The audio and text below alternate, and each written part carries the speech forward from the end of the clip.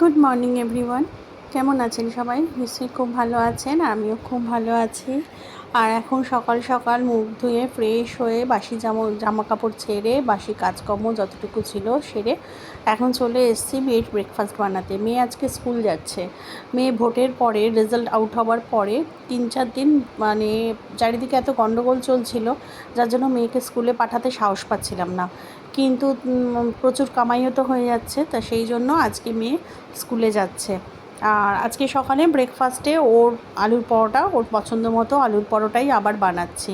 আর এখানে আলুর পরোটাটা পেঁয়াজটা ভাজতে বসিয়ে আমি এখানে চলে এসেছি নিজের জন্য 1 কাপ চা করতে। কারণ এখন যদি আমি চাটা না খেয়ে নিই এই ফাঁকে, আমার সারাদিনে আর চা খাওয়া হবে না। তারপর সারাটা দিন ধরে শরীরের মধ্যে একটা অস্বস্তি কাজ করবে। আর দেখতে পাচ্ছেন আমার ইন্ডাকশানটা বললাম না, একদম নষ্ট হয়ে গেছে। মানে কোনো কাজই হচ্ছে না, জল মানে ফুটছেই না।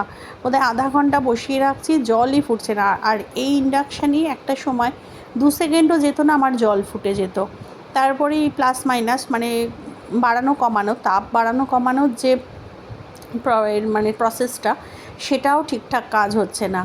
আর দেখতে পাচ্ছেন কত মানে বসিয়েছি, কিন্তু অন্তত 10 মিনিট হয়ে গেল, বসানোই রয়েছে, কিছুতেই বাড়ছে না, কমছে না, কিছুই হচ্ছে না। তা যাই হোক, এখন একটু আদা দিয়ে লিকার চা করে নিচ্ছি। আর এই চাটা খেতে সকালবেলা এত ভালো লাগে, গরমই বলুন আর শীতই বলুন। শীতকালে তো অবভিয়াসলি ভালো লাগে, কিন্তু গরমেও ভীষণভাবে উপকারী দিচ্ছে। মানে সারাদিনের একটা মানে মানে কি সেই ক্লান্তি তো একটা গরমের আছে, কিন্তু চা খাবার পর যে একটা সেটা আর থাকছে না। আর এখানে পেঁয়াজটা অলরেডি আমার ভাজা হয়েও গেছে। আর আলুর পরোটার পেঁয়াজ তো খুব একটা ব্রাউন করে ভাজতে লাগে না, একটু নরম হলেই হয়ে যায়। তা যাই হোক, আমি এখানে আলুর পরোটার জন্য পেঁয়াজটা ভেজে আর বাদবাকি তো কী ইনগ্রিডিয়েন্টস লাগে, কীভাবে কী করে, এর আগের দিনের ভিডিওতে আমি সবটাই দেখিয়েছি। তা চলুন মেয়েকে আগে ব্রেকফাস্টটা করে দিই ওর স্কুলে। আর ও আজকে একটু ফেনা ভাত খেয়ে যাবে, কারণ আমিই বলেছি, ও বলছিল আজকে আলুর পরোটা খেয়ে যাবে। আমি বললাম না, সকালেও খাবি দুপুরেও খাবি, এত গরমে না, একটু ভাত খেয়ে যাও, তাতে আমারও শান্তি, ওর শরীরটার দিক দিয়ে ভালো। আর এখানে শেরু দেখুন, অনেক ভোরবেলা উঠেছে তো এখানে একটু ঘুমিয়ে নিচ্ছে ও। আর এই যে মেয়ের লাঞ্চ বক্স রেডি। আর ছোট যে বক্সটা দেখলেন, ওর ভিতরে আলুর পরোটার সাথে ওটার মধ্যে একটু সস দিয়ে দিয়েছি। সেজন চাটনিটা নেই, সেজন চাটনিটা থাকলে ওটা দিলে বেশি ভালো হতো, কারণ ওটা তো বেশ টেস্টি, ঝালঝাল। আর যাকে সস দিয়ে দিলাম।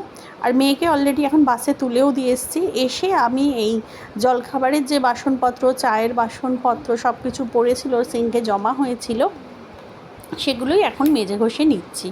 কারণ এরপর তো আবার আজকে না আর রান্না নেই, এটা হচ্ছে সবথেকে একটা বড় খবর। মানে আজকে রান্না নেই বলতে, প্রথম তো আমি ভেবেছিলাম যে আমাকে একাই মানে দুপুরে খেতে হবে। তারপর ওর বাবা বললো ওকে বেরোতে হবে।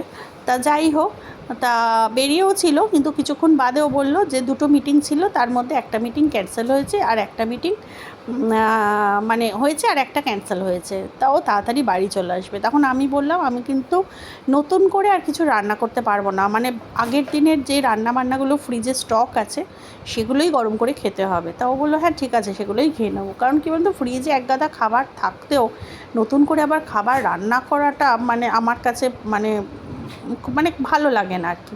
আর আমি করতেও চাই না, আগে ফ্রিজে সমস্ত স্টক শেষ হবে তারপর আবার নতুন। আর এখানে এখন আমের চাটনি করব। আর এই চাটনিটা করব বলে আজকে বোধহয় 1 মাস ধরে ভাবছি আমের চাটনি করব। তা যাই হোক, এখন আজকে একটু রান্নাটা, গলাটা আটকে যাচ্ছে, শুকিয়ে যাচ্ছে। তা এখন যেহেতু রান্নাটা আজকে নেই এবেলাটা, তাই সেই জন্য আমগুলোকে একটু ভাপিয়ে নিচ্ছি। আর আমগুলো একটু ভাপিয়ে নিলে আমের যে একটু কষকষ ভাব সেটা চলে যাবে। আর তার জন্য আমের চাটনি বানাবো। আর আমার ভাজা মশলাটাও অলরেডি শেষ হয়ে গেছে, তা সেই একসাথেই ভাজা মশলা করে নিচ্ছি। আর ভাজা মশলার মধ্যে তো জানেনই, জিরে, ধনে আর মৌরি দিয়ে আমি ভাজা মশলা বানাই। অনেকে শুকনো লঙ্কা অ্যাড করে, তা আমি শুকনো লঙ্কাটা দিই না, কারণ সবসময় তো শুকনো লঙ্কার গুঁড়োটা খাওয়া ঠিকও না, আর তরকারিতে খুব ঝালও হয়ে যাবে। কারণ তরকারিতে এক তো তরকারিতে ঝাল থাকেই লঙ্কার, তার উপর আবার যদি আমি ভাজা মশলা দিই। তা যাই হোক, ভাজা মশলাও হয়ে গেছে আমার। আর আমটা সিদ্ধ হয়ে বসিয়ে দিয়েছি। আর এখানে এখন ইঁচড়টা কাটতে বসেছি। দেখতে পাচ্ছি ইঁচড় নিয়ে আমি কীরকম যুদ্ধযাত্রা শুরু করে দিয়েছি, মনে হচ্ছে যেন পানিপথের তৃতীয় যুদ্ধ করছি। কারণ কি বলুন তো, আমার যে ওই গাছ টাছ পরিষ্কার করে ওই ভদ্রলোক এসে আমাকে প্রত্যেক বছরই ওর গাছের আম ইঁচড় সব দিয়ে যায়। তো এই বছরও আমি বলেছিলাম যে ইঁচড় আমি বটিতে বসে কাটতে আমার খুব কষ্ট হয়, তুমি যদি কাটিয়ে আনতে পারো তাহলেই দিও, আর নয়তো দিও না। কিন্তু ও সেই এক কাজই করেছে, ও একটা বড় সড়ো ইঁচড় আমার কাছে গুছিয়ে দিয়ে চলে গেছে। এবার সেটা কি ফেলে দিতে মায়া লাগে না বলুন? তা সেইটাই, যাই হোক, পানিপথের তৃতীয় যুদ্ধও আমার শেষ হয়ে গেছে।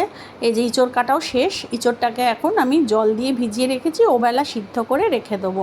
ফ্রিজে রেখে দিলে পরের দিন বা তারপরের দিন আমি রান্না করতে পারবো।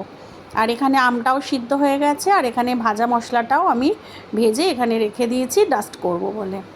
আর এই যে এখানে সেরুর ভাত বসিয়েছি। আর আজকে রোদ্দুর উঠেছে দেখবেন, দাঁড়ান দেখাচ্ছি।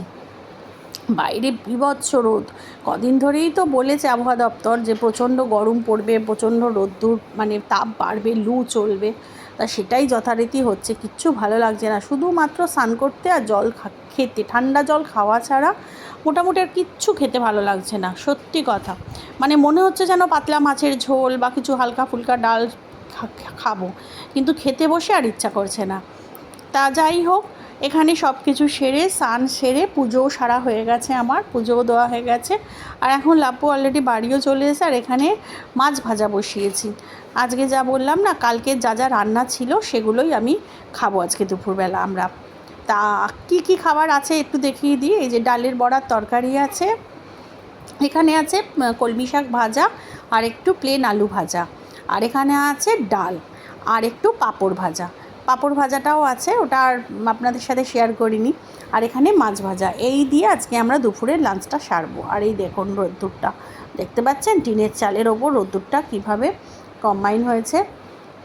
তা যাই হোক, তবে দুপুরবেলা যাই হোক একটুখানি শুয়েছিলাম মেয়ে স্কুল থেকে আসার পর। তারপর সন্ধ্যেবেলা উঠে দেখি টেবিলের ওপরে এই ফ্রুটি 10-12টার মতো পান্তুয়া আর একটা ক্যালেন্ডার, খুব সুন্দর। তা আমরা যে নিউ পাল জুয়েলার্স থেকে যে জুয়েলারি মানে কেনা বেচা করি, সেখানেই আর কি এই উনি ওই বাপিদাই লাপ্পুকে সন্ধ্যেবেলা বাজার করতে গেছিলো, ওকে ডেকে আর এই মিষ্টির প্যাকেট এইটা ধরিয়ে দিয়েছে। আমাদের 25শে বৈশাখ এই নেমন্তন্নটা ছিল ওর দোকানে। তা 25শে বৈশাখ জুয়েলারির দোকানে যেহেতু আমরা যাইনি কেউ, না লাপ্পু গেছে না আমি গেছি, তাই আজকে লাপ্পুকে যেই দেখেছে লাপ্পুর হাতে ধরিয়ে দিয়েছে। আর দেখুন আজ মঙ্গলবার, এই বজরংবলীর ক্যালেন্ডারটা আমার বাড়িতে এসেছে। আর এখানে দেখুন উনি প্রত্যেক বছরই এরকম একটা খুব সুন্দর এলইডি টাইপের ক্যালেন্ডার করে, মা ভবতারিণী, লক্ষ্মী গণেশ, রাধা গোবিন্দ অনেক কিছুরই করে। এবারে করেছে হচ্ছে বজরংবলী।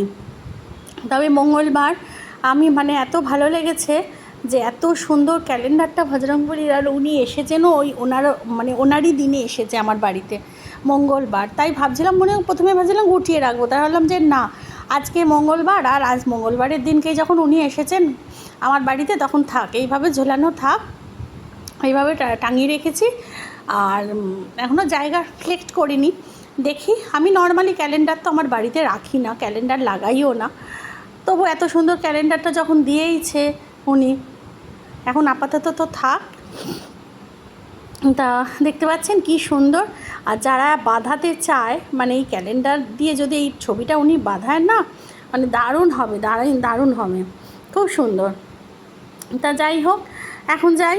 ক্যালেন্ডারটা আমি বারবার দেখছি, ক্যালেন্ডারটা দেখতে এত ভালো লাগছে, ক্যামেরায় কতটা ভালো লাগছে আমি জানি না। তা যাকে আমার গোপালকেও শোয়ানো হয়ে গেছে, সন্ধ্যাবাতি দোয়া সব হয়েও গেছে। এইবার চলে এসেছি রান্নাঘরে গৌরীদির সব বাসনগুলোকে তুলতে। আর এই দেখুন লাপ্পু বাজার গেছিল সন্ধ্যাবেলায়, বললাম না, ওখান থেকে মাছ কিনে এনেছে। আর এই যে ইঁচড়টা দুপুরবেলা যে ছাড়িয়েছি, সেই ইঁচড়টা সিদ্ধ করে নিয়েছি, একটু নুন একটু হলুদ দিয়ে একটু জাস্ট সিদ্ধ করেছি। আমি প্রেশারে সিটি মেরেছি। ইঁচড়টা যে এত সুন্দর আমি বুঝতে পারিনি, কিন্তু ইঁচড়টা একটু বেশি নরম হয়ে গেল। কি আর করা যাবে, এত কষ্ট করে করেছি, ফেলে তো আর দেওয়া যায় না, একটু নরমই নয় খাবো, আর কিছু করার। এঁচড় কি বলুন তো, একটু মানে খাজা থাকলেই বেশি ভালো লাগে। তা যাকে সন্ধেবেলা সন্ধেবেলা লাপু মাছের বাজার নিয়ে এসছে। এখানে আছে কাতলা মাছ, আর আছে হচ্ছে চিকেন, এই যে চিকেন। আর হচ্ছে চিংড়ি মাছ, আর হচ্ছে তেলাপিয়া, এই 4 রকমের জিনিস। আর এখানে আছে একটা বাটা মাছ, আর একটা ওই কাতলা মাছেরই একটা দাগার মাছ নিয়েছি। 2 পিস হচ্ছে ভাজা হবে রাত্রের জন্য, লাপ্পু বাটা মাছটা আর মেয়ের জন্য দাগার। আর পেটির মাছ ভাজা আছে 2 পিস, ওটা আমি খেয়ে নেবো রাত্রিবেলা। আর এখানে ইঁচড়টাকে বারবার দেখছি, যাকগে ইঁচড়টা যদি একটু খাজা খাজা থাকতো, ইঁচড় নর্মালি খাজা খাজাই ভালো, তা যাকগে চলুন।